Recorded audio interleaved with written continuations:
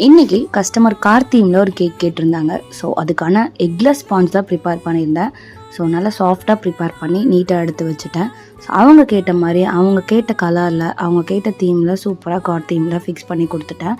இது ஒரு குழந்தையோட 3rd பர்த்டே கேக் தான். ஒரு சின்ன இன்ஃபர்மேஷன் உங்களோட ஷேர் பண்ணிக்கிறேன்.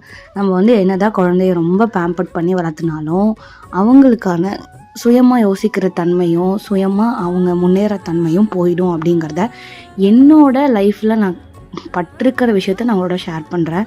என் பையனுக்கு வந்து வீட்டில் இருக்கும் போதெல்லாம் எந்த ஹெசிடேட்டும் இருக்காது. என்ன சொல்லி கொடுத்தாலும் படிச்சுக்குவான், எழுதிக்குவான், எல்லாமே சொல்லிக்குவான். ஆனால் ஸ்கூல்லேங்கும் போது அவனுக்கு என்ன தான் பண்ணுதோ தெரில, ரொம்ப பேம்பர்டாக ரொம்ப அமைதியாக எதுவுமே சொல்லாமல் அப்படியே தான் இருக்கான். இதுக்கு ஏதாவது சேஞ்ச் பண்ணுறக்கு ஆப்ஷன் ஏதாவது இருந்தால் கண்டிப்பாக கமெண்ட்டில் சொல்லுங்கள். ஸோ என்னோட அனுபவத்தில் இவனை நான் ரொம்ப பொத்தி வளர்த்தது தான் தப்போ அப்படின்னு தோணுது.